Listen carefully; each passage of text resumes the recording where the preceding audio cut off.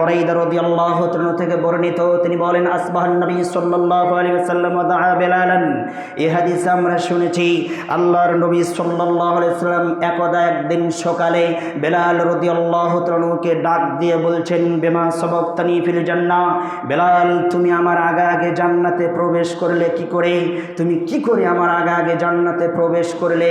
আল্লাহর নবী সাল্লাল্লাহু আলাইহি ওয়াসাল্লাম বলছেন, কুল্লামা দাখালতুল জান্নাতা সামিতু খাসখাসাতান আলাইক, আমি যতবারই জান্নাতে প্রবেশ করি ততবারই দেখি ততবারই শুনি, আমি যতবারই জান্নাতে প্রবেশ করি ততবারই দেখি ততবারই শুনি তুমি আমার আগে জুতা পায়ে দিয়ে জান্নাতে হাঁটছো।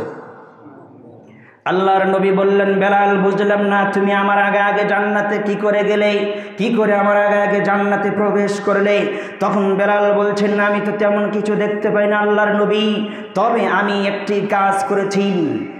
কুল্লামা তাওয়াজ্জাইতু সাল্লাইতু রাকাতাইনি ওয়া কুল্লামা দাখালতুল মসজিদা সাল্লাইতু রাকাতাইনি, আমি যখন উযু করেছি তখন 2 রাকাত সালাত পড়েছি, আমি যখন মসজিদে প্রবেশ করেছি তখন 2 রাকাত সালাত পড়েছি।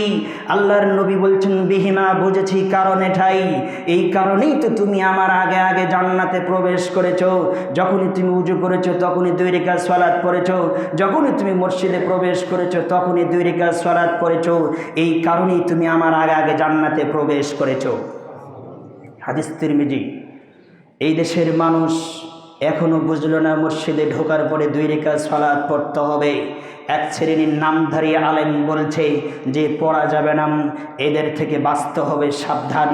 গত জুমায় বলেছি এক শ্রেণীর আলেম জাহান্নামের দরজায় থেকে আপনাকে ডাকবে, আপনাকে জাহান্নামে প্রবেশ করাবে, অতএব সাবধান থাকুন, নিজে পড়া শিখুন, নিজে পড়ুন। আল্লাহর নবী বলছেন, যে ব্যক্তি মসজিদে ঢোকার সাথে 2 রাকাত সালাত পড়বে আর বিশেষ ফল রয়েছে। ফল তো শুনলেনই, যে কারণে আল্লাহর নবী সাল্লাল্লাহু আলাইহি সাল্লাম বেলালকে আগে জান্নাতে প্রবেশ হতে দেখলেন, আগে হাঁটতে দেখলেন। মাত্র সামান্য 2টি আমল, উযু করলে 2 রাকাত সালাত পড়েছে, মসজিদে ঢুকলেই 2 রাকাত সালাত পড়েছে, এই কারণে জান্নাতে প্রবেশ করেছে। তাহলে বোঝা গেল মসজিদে ঢুকে 2 রাকাত সালাত পড়লে আর বিশেষ একটা ফল রয়েছে, মর্যাদা রয়েছে। তবে আপনার যদি মসজিদে ঢোকার সাথে আপনি বসে যান তাহলে উল্টো হয়ে যাবে। অতএব 2 রাকাত সালাত পড়েই বুঝতে হবে, 2 রাকাত সালাত পড়েই বুঝতে হবে, তাছাড়া বসা যাবে না। যারা আপনাদেরকে বলছে তারা ভুল বলছে। আনাস থেকে একটা হাদিস বর্ণিত এসেছেন, আল্লাহর নবী সাল্লাল্লাহু আলাইহি সাল্লাম বলছেন, আমার উম্মত যেদিন মসজিদের জন্য 2 রাকাত সালাত বন্ধ করে দেবে সেদিন কিয়ামত হবে। আল্লাহর নবী বলছেন, যেদিন আমার উম্মত মসজিদের জন্য 2 রাকাত সালাত ছেড়ে দেবে সেদিন আল্লাহর পক্ষ থেকে পৃথিবী ধ্বংস হয়ে যাবে, গজব হবে, সেদিন কিয়ামত হবে। কিয়ামতের লক্ষণ মসজিদের 2 রাকাত সালাত বন্ধ করে দেওয়া।